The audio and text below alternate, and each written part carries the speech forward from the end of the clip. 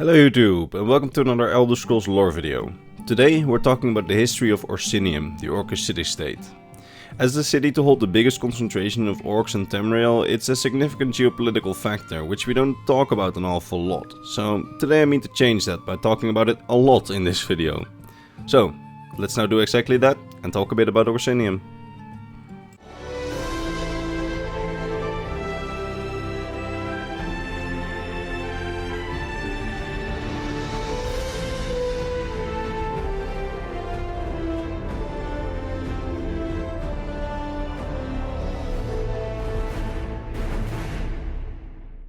Orsinium, or literally translated from the Aldmeri language, Orktown, is an Orcish city-state that has known several locations over the years in both High Rock and Hammerfell.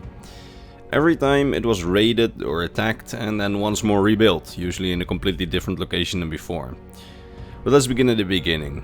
Orsinium functions as a small Orcish kingdom, which serves as a homeland of sorts to the Orcs, which is the only race to not truly have a distinctive province to itself. It is because of this that the city-state is often referred to by some on Tamriel as Tamriel's extra province, and it's often even applied for province status, because it's the homeland to one of its races.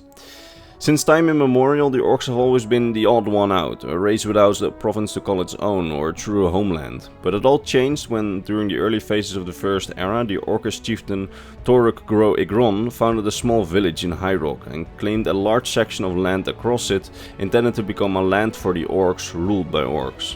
This first Orsinium attracted Orcs from all over Tamriel who sought to live in an Orcish community, and they also took in Orcish refugees from around the continent. And because of that, it would quickly grow into a moderately sized city-state and would be quite successful. The land surrounding the city would become full of Orcish farms, and it could be said that the goal of a land for Orcs ruled by Orcs had become a realization by then. Many Orcish clans live within this land in relative harmony, with some clans functioning for agriculture, others as security, and some as artisans like blacksmiths. The rest of Tamriel, however, did not really respect the borders of Orsinium, especially since some of the clans living within Orsinium would raid the surrounding Breton villages, and some of the clans wanted to expand their land beyond their current borders, thus angering the rest of the province. This tension made it so that a little over 150 years since the establishment of this first Orsinium, the kingdoms of Sentinel and Daggerfall, together with the Order of Diagna and the Knights of the Dragon, declared war on Orsinium, with the purpose to destroy it.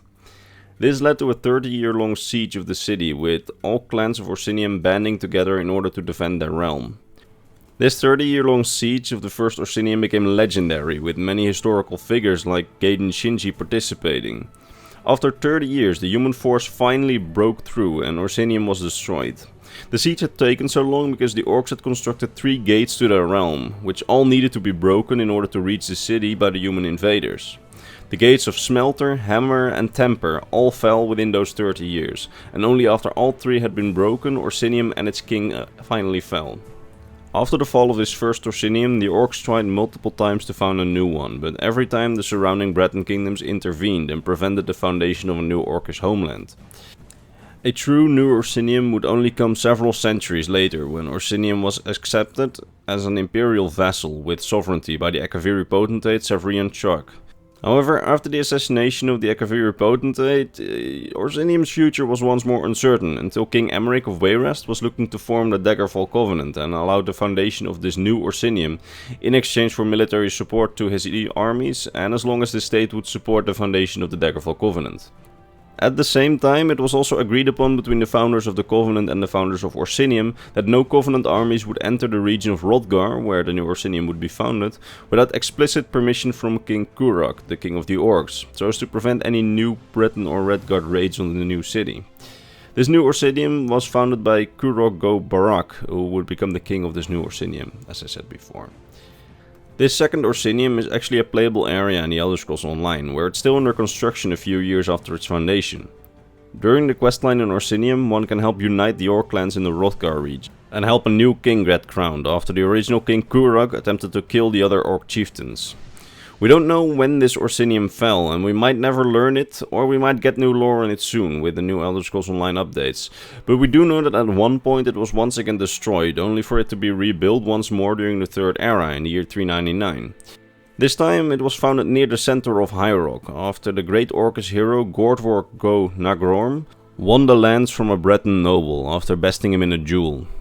This taking of land actually angered the Breton lords surrounding the region. However, unlike the previous Orsinium kings, the now new king Gortwark did not try and defend its borders militarily, but rather he attempted diplomacy with its neighbors, something which was very successful and allowed this new Orsinium to prosper in peace and in its recognition by its neighbors.